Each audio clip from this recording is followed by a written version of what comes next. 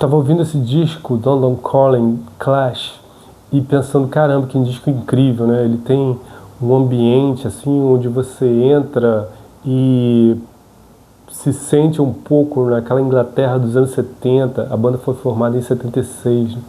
E a voz rouca, aquele sotaque e toda aquela convulsão social que acontecia naquele momento transparece no disco London Calling. E ele é um disco duplo e tem 19 músicas, e você consegue então viajar nesse nessa trajetória das músicas da banda, e é um disco muito incrível, né?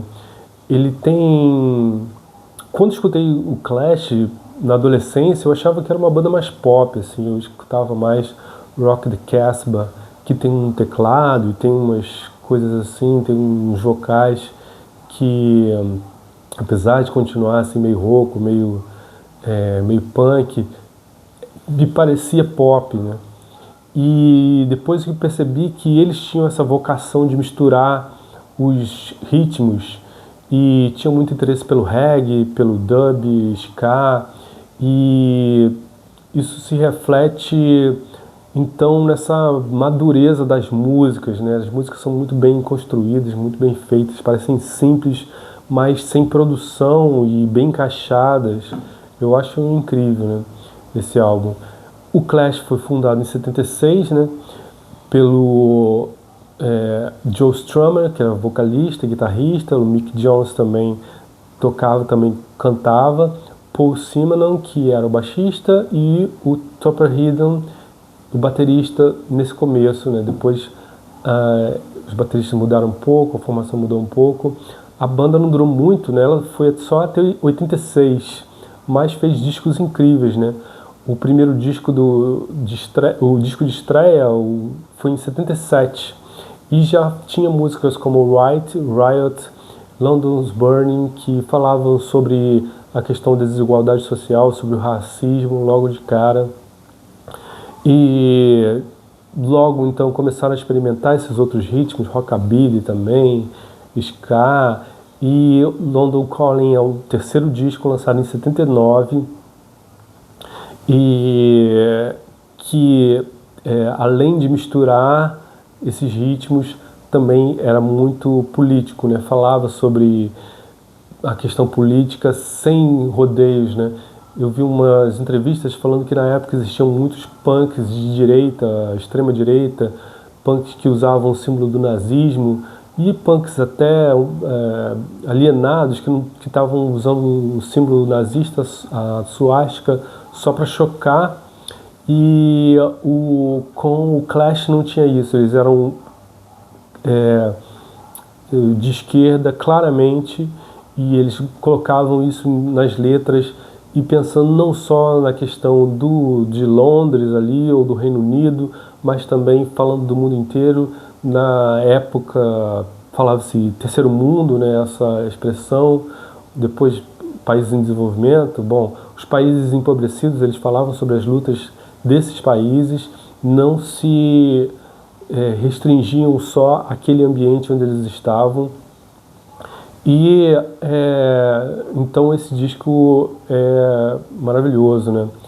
O Paul Simonon tem umas curiosidades que atravessam a sua figura, que tem a ver com o nosso canal aqui, que fala um pouco sobre artes visuais, né? Que fala majoritariamente sobre artes visuais. Ele fez a capa do disco, e é ele que também está a ponto de quebrar o seu baixo num show, e essa capa do disco London Calling é incrível, né? E ele pensou no álbum de estreia do Elvis Presley, que tinha escrito Elvis Presley dessa forma, como London Calling, e rosa e verde, assim como London Calling, né? E ele era filho de um artista visual, né? E também estudou artes visuais. Hoje em dia está relacionado com galerias, com pintura, e tem essa relação aí, né? E dizia que ele dava uns toques assim no visual da galera, que tem uma coisa assim meio guerrilheira, né? É muito maneira. A capa foi fotografada pela Penny Smith, que mostra o Paul Simonon, que é a ponto de quebrar o seu baixo, né? E foi ele também que fez Gangs of Brixton, que é uma das músicas mais... Bom, todas são incríveis, né? E ele fez essa música depois de ver o filme onde o Jimmy Cliff estrelava, o The Harder They Come, que é um filme muito maneiro, um filme jamaicano e incrível, né? E ele transpôs então para Brixton, que foi o lugar onde ele nasceu. E a maioria das músicas nem é feita por ele, né? É feita pelo Joe Strummer e ai meu Deus, esqueci o nome, Mick Jones. Mas essa música também é muito legal e atravessa um pouco o Paul Simonon e o nosso canal, né, sobre artes visuais. Mas tem muitas músicas bacanas. Logo London Calling já fala sobre crise ambiental, política, social. Logo de cara, a música que abre o disco, que tem 19 músicas, era para ser um disco duplo. É um disco duplo, na verdade. Eu me confundi dizer que era, porque para a gravadora o Clash exigiu, na verdade, que o disco que era duplo fosse vendido pelo preço de um disco simples, que na época custava 5 libras. E dizem que o Joe Strummer, inclusive, foi em lojas e achou mais caro, fez um rebuliço. Depois eles lançaram um disco triplo. E a condição para fazer isso era que as vendas fossem...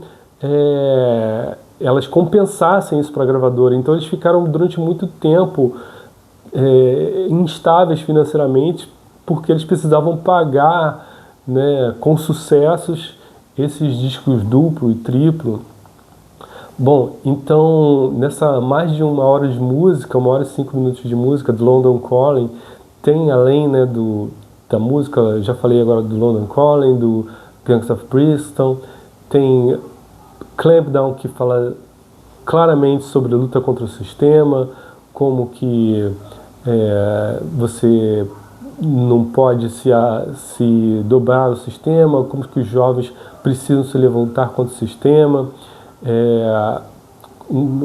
contra as conformidades e pela resistência à opressão. Tem também Lost in the Supermarket, que é bem legal, né, sobre alienação, consumismo. Training in Vain, que é bem lá a última, que é bem animadinha, assim, né, fala sobre desilusão amorosa e tudo mais.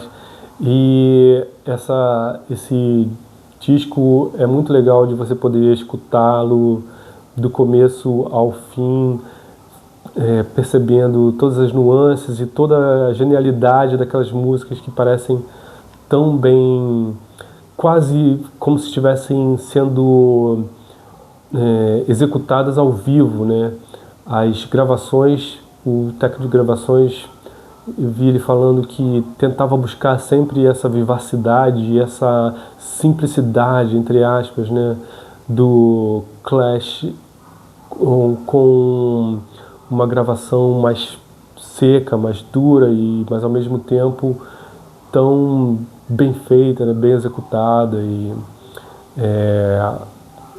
apesar de colocar outros efeitos, né, pianos e saxofones em algumas partes, o disco não parece assim um disco produzido, né, no estúdio. É um disco de uma banda tocando mesmo, né? Isso é muito legal. Então essa combinação de sons e ritmos, também essas letras politizadas, formam o disco quase um manifesto, né? O disco de 79. É um manifesto e o papel, fala sobre o papel da música na resistência, né? O Clash durou só 86, né? O Joe Strummer morreu em 2002, mas ela tem um impacto muito grande, né? Na música em geral, no rock, no rock alternativo. Eu escutava muito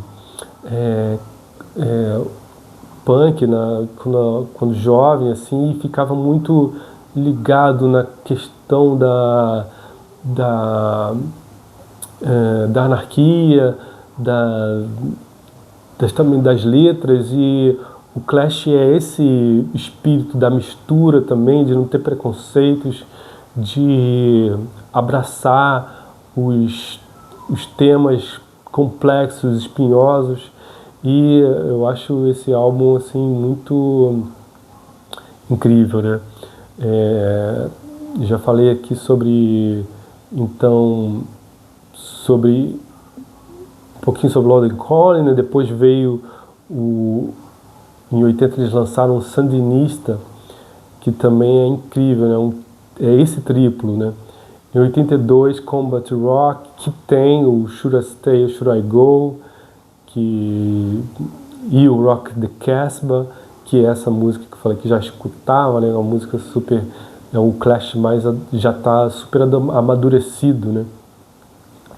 E mais as tensões internas, assim como a tensão na Europa, nos Estados Unidos. Eles foram para os Estados Unidos, fizeram umas turnês lá incríveis também, tocaram junto com Bad Brains, e diz que na plateia tinha Madonna, tinha Scorsese, e agitaram muito, né? E em 85 eles lançaram o último álbum, né? Cut the Crap, e com uma formação já diferente, e as tensões internas, essas coisas da banda, né, que vão às vezes desgastando. A banda acabou, mas permanece, né, como um símbolo de rebeldia, um símbolo incrível, uma estética muito maneira, assim, né, muito legal. E eu queria saber então que músicas vocês já escutaram, o London Calling, que músicas que vocês mais gostam, por quê, se tem alguma coisa a ver com a história de vocês. Se você gostou, então curta, compartilhe e se inscreva e toque o sininho de notificações. Tenho tentado colocar os vídeos cada vez com maior frequência. Tá bom? Valeu, até mais.